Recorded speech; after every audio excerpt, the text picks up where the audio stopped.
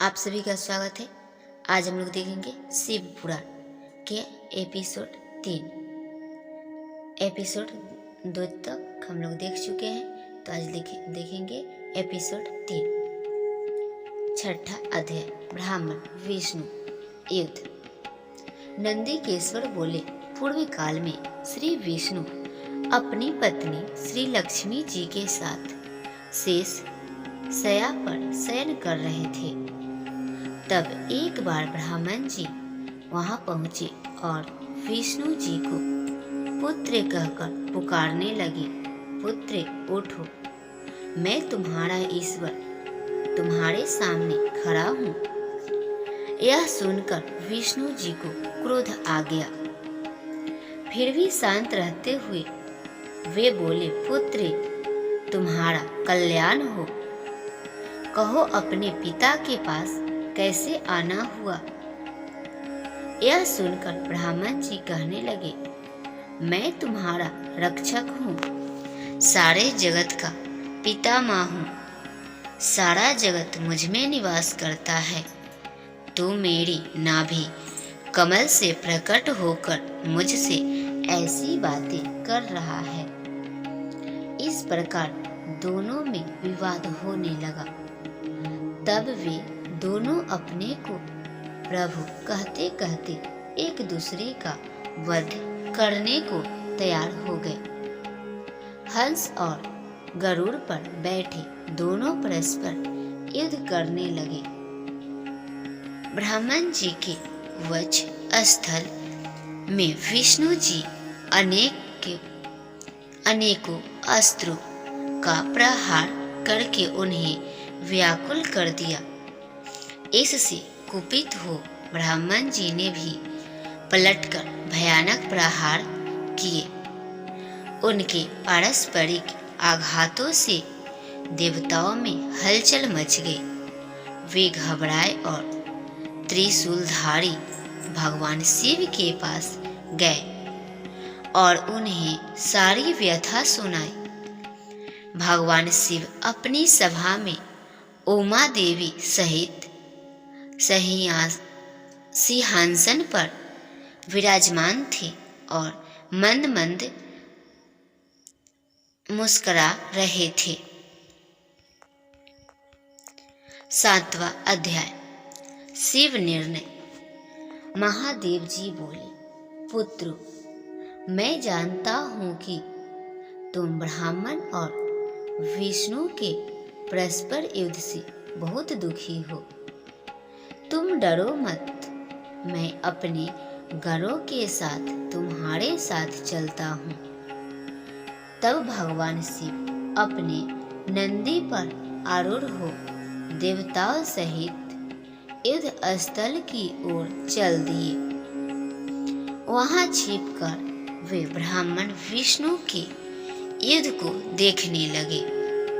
उन्हें जब यह ज्ञात हुआ कि वे दोनों एक दूसरे को मारने की इच्छा से माहेश्वर और पाशुपात अस्त्रों का प्रयोग करने जा रहे हैं, तो वे युद्ध को शांत करने के लिए महाअग्नि के तुल्य एक स्तंभ रूप में ब्राह्मण और विष्णु के मध्य खड़े हो गए। महाअग्नि प्रकट होते ही दोनों के अस्त्र स्वयं ही शांत हो गए। अस्त्रों को शांत होते देखकर ब्राह्मण और विष्णु दोनों कहने लगे कि इस अग्नि स्वरूप स्तंभ के बारे में हमें जानकारी करनी चाहिए। दोनों ने उसकी परीक्षा लेने का निर्णय लिया। भगवान विष्णु ने शूकर रूप धारण किया और उसको देखने के लिए नीचे धरती में चल दिए। ब्राह्मण जी हंस का रूप धारण करके ऊपर की ओर चल दिए। पाताल में बहुत नीचे जाने पर भी विष्णु जी को स्तंभ का अंत नहीं मिला, अतः वे वापस चले आए। ब्राह्मण जी ने आकाश में जाकर केतकी का फूल देखा। वे उस फूल को लेकर विष्णु जी के पास गए। विष्णु ने उनके चरण पकड़ लिए। ब्राह्मण जी को छल को देखकर भगवान शिव प्रकट हुए। विष्णु जी की महानता से शिव प्रसन्न होकर बोले, हे विष्णु जी, आप सत्य बोलते हैं, अतः मैं आपको अपनी समानता का अधिकार देता हूँ। 8वां अध्याय, ब्राह्मण का अभिमान भंग।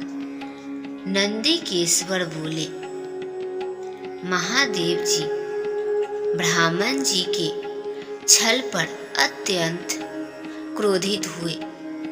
उन्होंने अपनी त्रिनेत्री तीसरी आंख से भैरव को प्रकट किया और उन्हें आज्ञा दी कि वह तलवार से ब्राह्मण जी को दंड दे। आज्ञा पाते ही भैरव ने ब्राह्मण जी के बाल पकड़ लिए और उनका 5वां सिर काट दिया। ब्राह्मण जी डर के मारे कांपने लगे। उन्होंने भैरव के चरण पकड़ लिए तथा क्षमा मांगने लगे। इसे देखकर श्री विष्णु ने भगवान शिव से प्रार्थना की कि आपकी कृपा से ही ब्राह्मण जी को 5वां सिर मिला था, अतः आप इन्हें क्षमा कर दे। तब शिव जी की आज्ञा पाकर ब्राह्मण को भैरव ने छोड़ दिया।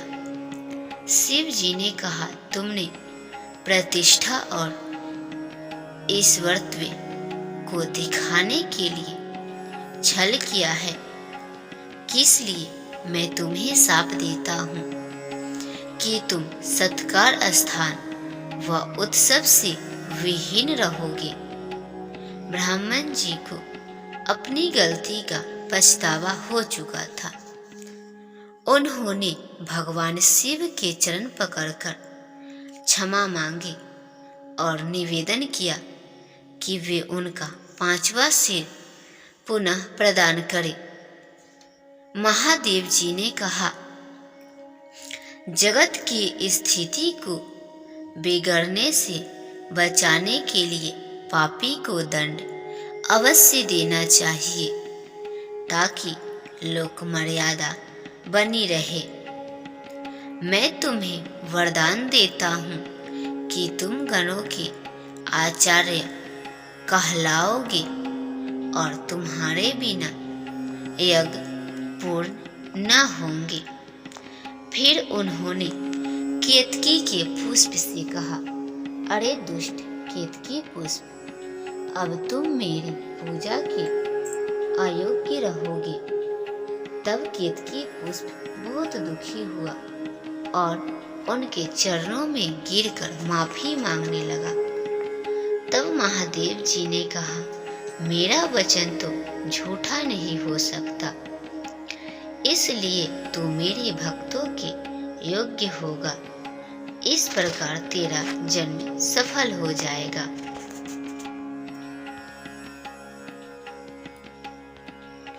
नौवां अध्याय, लिंग पूजन का महत्व।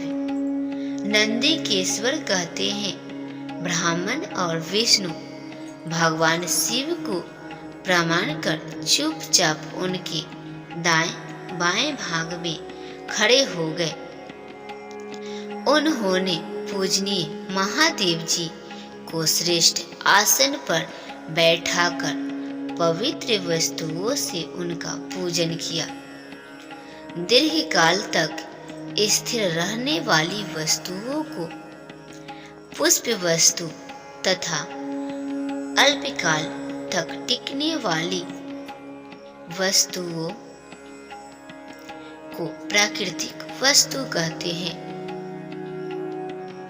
हार, नूपुर, क्यूर, किरीट, मणिमय कुंडल, यज्ञोपवीत, उत्तरीय वस्त्रे, पुष्पमाला, रेशमी वस्त्रे, हार, मुद्रिका, पुष्प, तांबूल, कपूर, चंदन एवं अगरू का अनुलेप, धूप, दीप, श्वेत छत्र, व्यंजन, ध्वजा, चंवर तथा अनेक दिव्य उपहारों द्वारा जिनका वैभव वाणी और मन की पहुँच से परे था, जो केवल परमात्मा के योग्य थे, उनसे ब्राह्मण और विष्णु ने अपने स्वामी महेश्वर का पूजन किया।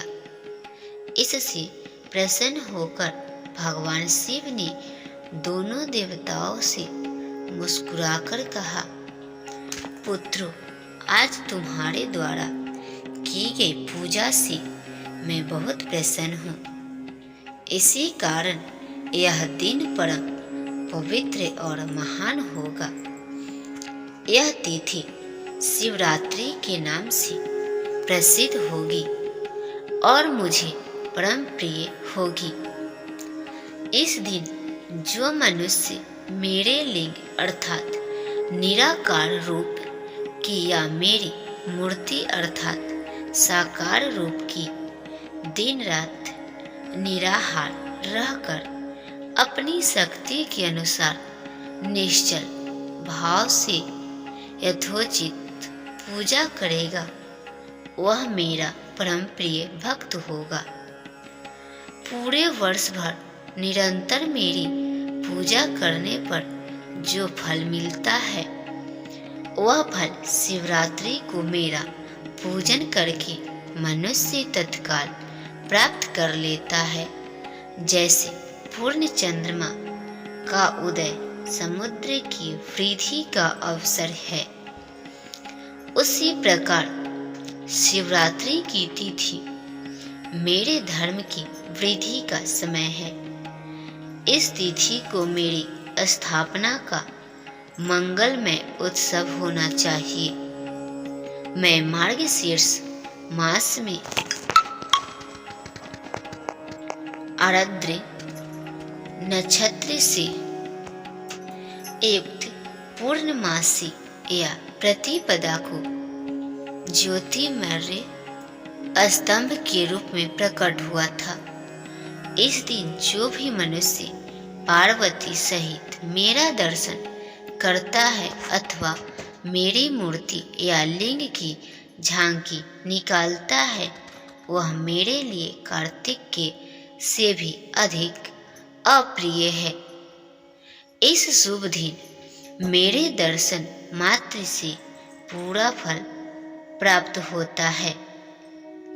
यदि दर्शन के साथ मेरा पूजन भी किया जाए तो इतना अधिक फल प्राप्त होता है कि वाणी द्वारा उसका वर्णन नहीं किया जा सकता। लिंग रूप में प्रकट होकर मैं बहुत बड़ा हो गया था, अतः लिंग के कारण यह भूतल लिंग स्थान के नाम से प्रसिद्ध हुआ। जगत के लोग इसका दर्शन और पूजन कर सके, इसके लिए यह अनादि और अनंत ज्योति स्तंभ अथवा ज्योतिर्मय लिंग अत्यंत छोटा हो जाएगा। यह लिंग सब प्रकार के भोग सुलभ कराने वाला तथा भोग और मोक्ष का एकमात्र साधन है। इसका दर्शन, स्पर्श और ध्यान प्राणियों को जन्म और मृत्यु के कष्ट से छुड़ाने वाला है। शिवलिंग के यहाँ प्रकट होने के कारण यह स्थान अरुणाचल नाम से प्रसिद्ध होगा तथा यहाँ बड़े बड़े तीर्थ प्रकट होंगे। इस स्थान पर रहने या मरने से जीवों को मोक्ष प्राप्त होगा। मेरे दो रूप है, साकार और निराकार। पहले मैं स्तंभ रूप में प्रकट हुआ, फिर अपने साक्षात रूप में। ब्राह्मण भाव मेरा निराकार रूप है तथा महेश्वर भाव मेरा साक्षात रूप है। ये दोनों ही मेरे सिद्ध रूप है। मैं ही ब्रह्म ब्राह्मण परमात्मा हूँ।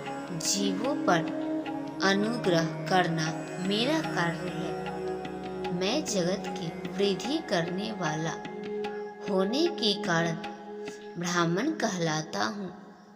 सर्वत्र स्थिति होने के कारण मैं ही सबकी आत्मा हूँ। सर्ग से लेकर अनुग्रह तक जो जगत संबंधी 5 कृत्य है वे सदा ही मेरे हैं। मेरी ब्राह्मण रूपता का बोध कराने के लिए पहले लिंग प्रकट हुआ, फिर अज्ञात ईश्वरत्व का साक्षात्कार कराने के लिए मैं जगदीश्वर रूप में प्रकट हो गया। मेरा सकल रूप मेरे स्तव का और निष्कल रूप मेरे ब्राह्मण स्वरूप का बोध कराता है।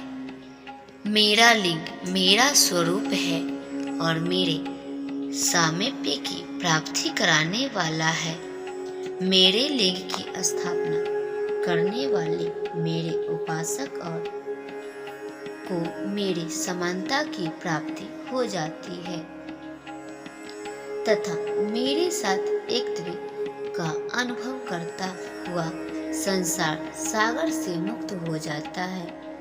वह जीते जी परमानंद की अनुभूति करता हुआ शरीर का त्याग कर शिवलोक को प्राप्त होता है, अर्थात मेरा ही स्वरूप हो जाता है। मूर्ति की स्थापना लिंग की अपेक्षा गौण है। यह उन भक्तों के लिए है जो शिव तत्व के अनुशीलन में सक्षम नहीं है। 10वां अध्याय प्रणव एवं पंचाक्षर मंत्र की महत्ता। ब्राह्मण और विष्णु ने पूछा, प्रभु सृष्टि आदि 5 कृत्यों के लक्षण क्या है, यह हम दोनों को बताइए। भगवान शिव बोले, मेरे कर्तव्यों को समझना अत्यंत गहन है, तथापि मैं कृपा पूर्वक तुम्हें बता रहा हूँ। सृष्टि, पालन, संहार, तिरोभाव और अनुग्रह मेरे जगत संबंधी 5 कार्य है जो नित्य सिद्ध है। संसार की रचना का आरंभ सृष्टि कहलाता है। मुझसे पालित होकर सृष्टि का सुस्थिर रहना उसका पालन है, उसका विनाश ही संहार है। प्राणों के उत्क्रमण को तिरोभाव कहते हैं। इन सब से छुटकारा मिल जाना ही मेरा अनुग्रह अर्थात मोक्ष है। ये मेरे 5 कृत्य है। सृष्टि आदि 4 कृत्य संसार का विस्तार करने वाले हैं। 5वां कृत्य मोक्ष का है। मेरे भक्तजन इन 5 कार्यों को 5 भूतों में देखते हैं। सृष्टि, धरती पर स्थिति, जल में संहार, अग्नि में तिरोभाव, वायु में और अनुग्रह आकाश में स्थित है। पृथ्वी से सबकी सृष्टि होती है, जल से वृद्धि होती है, आग सबको जला देती है, वायु एक स्थान से दूसरे स्थान पर ले जाती है और आकाश सबको अनुग्रहित करता है। इन 5 कृत्यों का भार वहन करने के लिए ही मेरे 5 मुख हैं। चार दिशाओं में चार मुख और इनके बीच में पांचवा मुख है। पुत्र, तुम दोनों ने मुझे तपस्या से प्रसन्न कर सृष्टि और पालन दो कार्य प्राप्त किए हैं। इसी प्रकार मेरे विभूति स्वरूप रुद्र और महेश्वर ने संहार और तिरोभाव कार्य मुझसे प्राप्त किए हैं, परंतु मोक्ष और स्वयं प्रदान करता हूँ। मैंने पूर्व काल में अपने स्वरूप भूत मंत्र का उपदेश किया है, जो ओंकार रूप में प्रसिद्ध है। यह मंगलकारी मंत्र है। सर्वप्रथम मेरे सुख से ओंकारा ओम प्रकट हुआ, जो मेरे स्वरूप का बोध कराता है। इसका स्मरण निरंतर करने से मेरा ही सदा स्मरण होता है। मेरे उत्तरवर्ती मुख से आकार का, पश्चिम मुख से उकार का, दक्षिण मुख से मकार का, पूर्ववर्ती मुख से बिंदु का तथा मध्यवर्ती मुख से नाद का प्रकटीकरण हुआ है। इस प्रकार इन पांच अवयवों से ओंकार का विस्तार हुआ है। इन पांचों अवयवों के एकाकार होने पर प्रणव ओम नामक अक्षर उत्पन्न हुआ। जगत में उत्पन्न सभी स्त्री पुरुष इस प्रणव मंत्र में व्याप्त है। यह मंत्र शिव भक्ति दोनों का बोधक है। इसी से पंचाक्षर मंत्र ओम नमः शिवाय की उत्पत्ति हुई है। यह मेरे साकार रूप का बोधक है। इस पंचाक्षर मंत्र से मातृका वर्ण प्रकट हुए हैं, जो पांच भेद वाले हैं। इसी से शिरो मंत्र सहित त्रिपदा गायत्री का प्राकट्य हुआ है। इस गायत्री से संपूर्ण वेद प्रकट हुए और उन वेदों से करोड़ों मंत्र निकले हैं। उन मंत्रों में से विभिन्न कार्यों की सिद्धि होती है।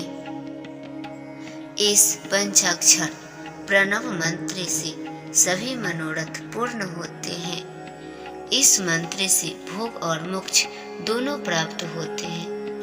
नंदीकेश्वर कहते हैं, जगदम्बा उमा गौरी पार्वती के साथ बैठे महादेव ने उत्तरवर्ती मुख बैठे ब्राह्मण और विष्णु को पर्दा करने वाले वस्त्र से आच्छादित कर उनके मस्तक पर अपना हाथ रखकर धीरे धीरे उच्चारण कर उन्हें उत्तम मंत्र का उपदेश दिया। 3 बार मंत्र का उच्चारण करके भगवान शिव ने उन्हें शिष्यों के रूप में दीक्षा दी। गुरु दक्षिणा के रूप में दोनों ने अपने आप को समर्पित करते हुए दोनों हाथ जोड़कर उनके समीप खड़े हो जगत गुरु भगवान शिव की इस प्रकार स्तुति करने लगे। ब्राह्मण विष्णु बोले, प्रभु, आपके साकार और निराकार 2 रूप है। आप तेज से प्रकाशित है, आपके स्वामी हैं। आप सर्वात्मा को नमस्कार है। आप प्रणव मंत्र के बताने वाले हैं तथा आप ही प्रणव लिंग वाले हैं। सृष्टि, पालन, संहार, तिरोभाव और अनुग्रह आदि आपके ही कार्य हैं। आपके 5 मुख हैं। आप ही परमेश्वर है। आप सबकी आत्मा है, ब्राह्मण है। आपके गुण और शक्तियाँ अनंत है। हम आपको नमस्कार करते हैं। इन पंक्तियों से स्तुति करते हुए गुरु महेश्वर को प्रसन्न कर ब्राह्मण और विष्णु ने उनके चरणों में प्रणाम किया। महेश्वर बोले, आराध्य नक्षत्र में चतुर्दशी को यदि इस प्रणव मंत्र का जप किया जाए तो यह अच्छे फल देने वाला है। सूर्य की संक्रांति में महा आराध्य नक्षत्र में एक बार किया प्रणव जप करोड़ों गुना जप का फल देता है। मृगशिरा नक्षत्र का अंतिम भाग तथा पुनर्वसु का शुरू का भाग पूजा, होम और तर्पण के लिए सदा आराध्य के समान ही है। मेरे लिंग का दर्शन प्रातः काल अर्थात मध्याह्न से पूर्व काल में करना चाहिए। मेरे दर्शन पूजा के लिए चतुर्दशी तिथि उत्तम है। पूजन करने वालों के लिए मेरी मूर्ति और लिंग दोनों समान हैं। फिर भी मूर्ति की अपेक्षा लिंग का स्थान ऊंचा है, इसलिए मनुष्यों को शिवलिंग का ही पूजन करना चाहिए। लिंग का ओम मंत्र से और मूर्ति का पंचाक्षर मंत्र से पूजन करना चाहिए। शिवलिंग की स्वयं स्थापना करके या दूसरों से स्थापना करवाकर उत्तम द्रव्यों से पूजा करने से मेरा पद सुलभ होता है। इस प्रकार दोनों शिष्यों को उपदेश देकर भगवान शिव अंतर्धान हो गए। 11वां अध्याय शिवलिंग की स्थापना और पूजन विधि का वर्णन। ऋषियों ने पूछा, सूत जी, शिवलिंग की स्थापना कैसे करनी चाहिए तथा उसकी पूजा कैसे, किस काल में तथा किस द्रव्य द्वारा करनी चाहिए। सूत जी ने कहा, महर्षियों, मैं तुम लोगों के लिए इस विषय का वर्णन करता हूँ। इसे ध्यान से सुनो और समझो। अनुकूल एवं शुभ समय में किसी पवित्र तीर्थ में नदी के तट पर ऐसी जगह पर शिवलिंग की स्थापना करनी चाहिए जहाँ रोज पूजन कर सके। पार्थिव द्रव्य से, जलमय द्रव्य से अथवा तेजस द्रव्य से पूजन करने से उपासक को पूजन का पूरा फल प्राप्त होता है। शुभ लक्षणों में पूजा करने पर यह तुरंत फल देने वाला है। चल प्रतिष्ठा के लिए छोटा शिवलिंग श्रेष्ठ माना जाता है। अचल प्रतिष्ठा हेतु बड़ा शिवलिंग अच्छा रहता है। शिवलिंग की पीठ सहित स्थापना करनी चाहिए। शिवलिंग की पीठ गोल, चौकोर, त्रिकोण अथवा खाट के पाए की भांति ऊपर नीचे मोटा और बीच में पतला होना चाहिए।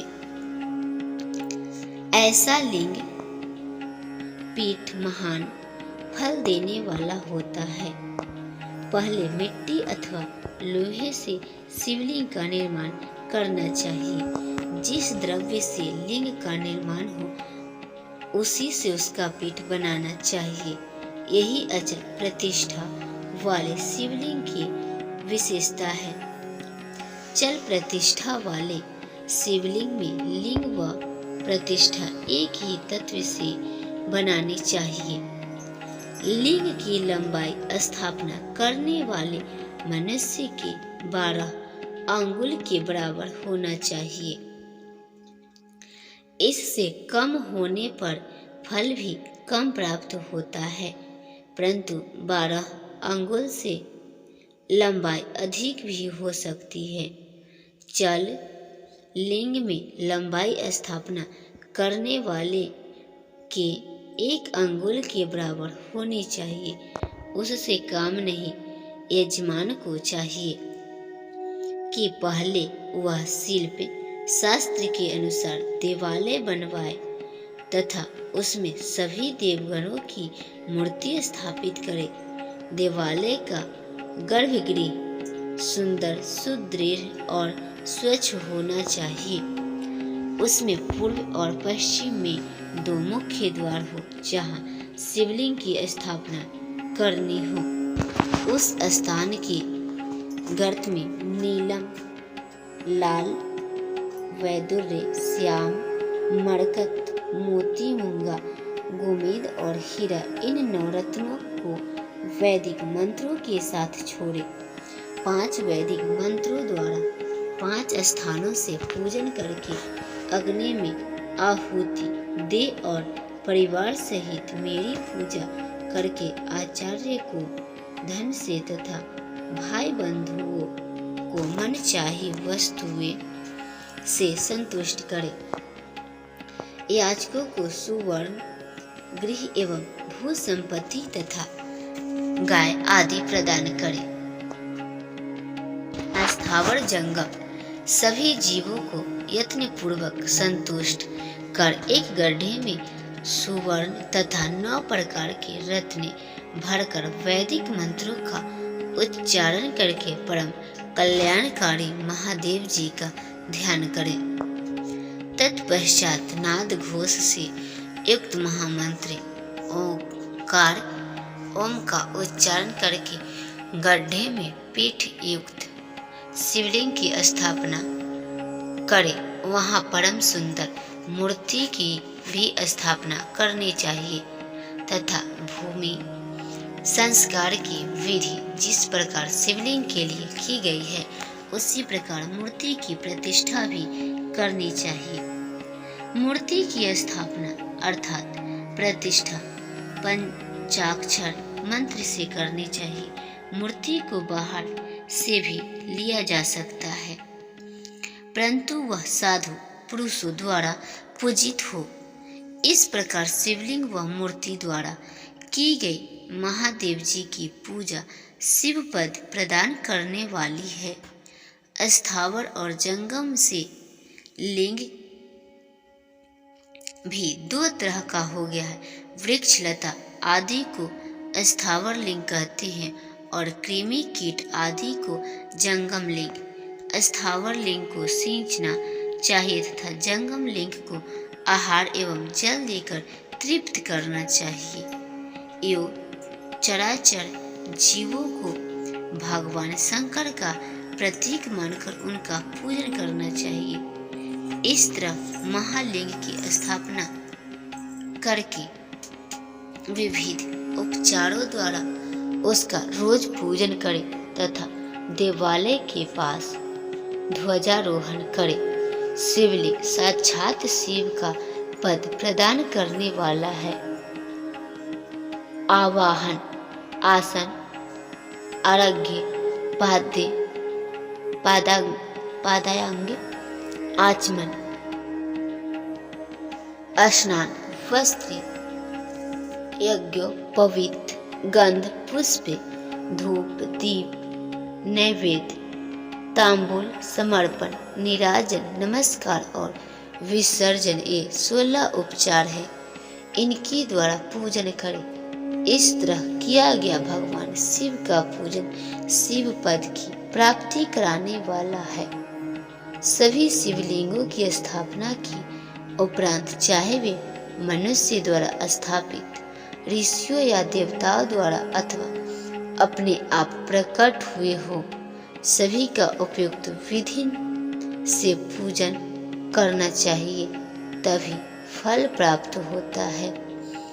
उसकी परिक्रमा और नमस्कार करने से शिव पद की प्राप्ति होती है। शिवलिंग का नियम पूर्वक दर्शन भी कल्याणकारी होता है।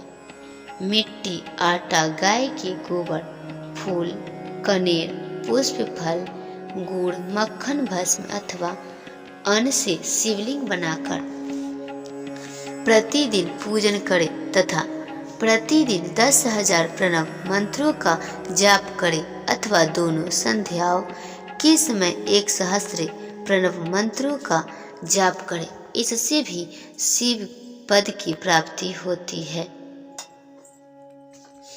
जप काल में प्रणव मंत्र का उच्चारण मन की शुद्धि करता है।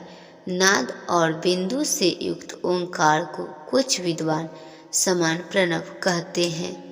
प्रतिदिन 10,000 पंचाक्षर मंत्र का जाप अथवा दोनों संध्याओं को 1 सहस्त्र मंत्र का जाप शिव पद की प्राप्ति कराने वाला है। सभी ब्राह्मणों के लिए प्रणव से युक्त पंचाक्षर मंत्र अति फलदायक है। कलश से किया स्नान मंत्र की दीक्षा, मातृकाओं का न्यास, सत्य से पवित्र अंतःकरण ब्राह्मण तथा ज्ञानी गुरु सभी को उत्तम माना गया है। पंचाक्षर मंत्र का 5 करोड़ जाप करने से मनुष्य भगवान शिव के समान हो जाता है। 1, 2, 3 अथवा 4 करोड़ जप करके मनुष्य क्रमशः ब्रह्मन, विष्णु, रुद्र तथा महेश्वर का पद प्राप्त कर लेता है। यदि 1000 दिनों तक प्रतिदिन का सहस्त्र जाप पंचाक्षर मंत्रों का किया जाए